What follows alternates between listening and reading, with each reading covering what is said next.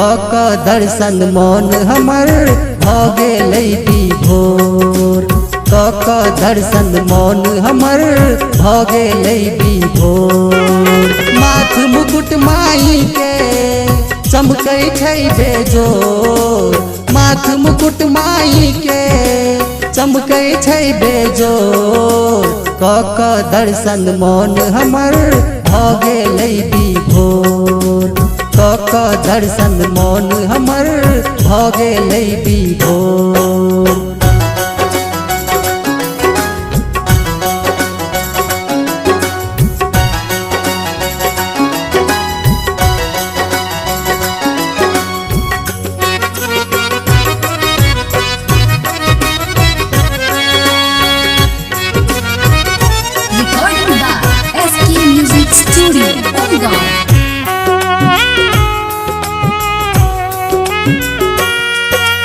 रही रही हमर मन मोहैया मूरत महारानी के।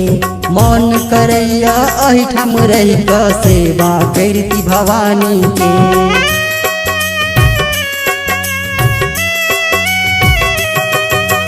रही रही हमर मन मोहैया मूरत महारानी के।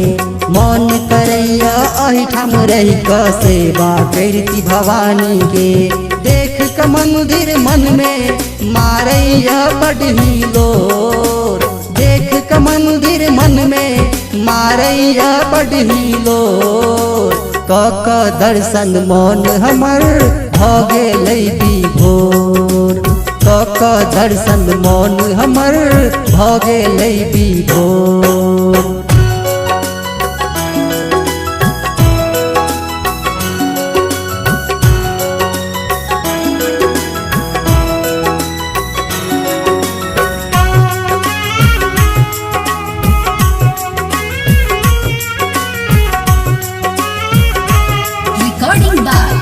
Music studio Umgaon.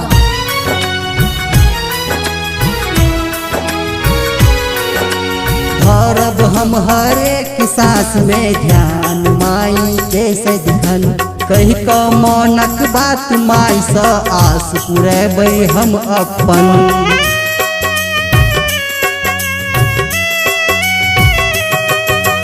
धरब हम हर एक सांस में ध्यान माई के सदिखन।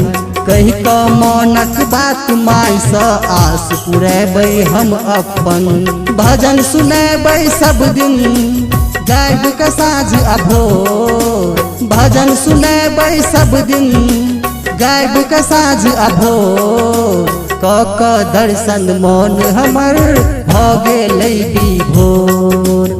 क दर्शन मन हमर भ गेलै विभोर।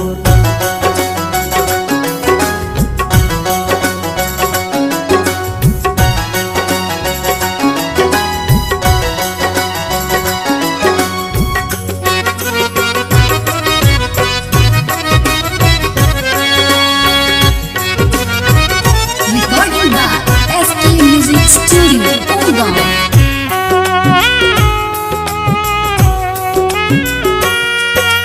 भेटत की नहीं भेटत सुंदर ई अवसर कहियो हमरा। शरण माई के छोड़ क नहीं दोसर कोनो अछि असरा।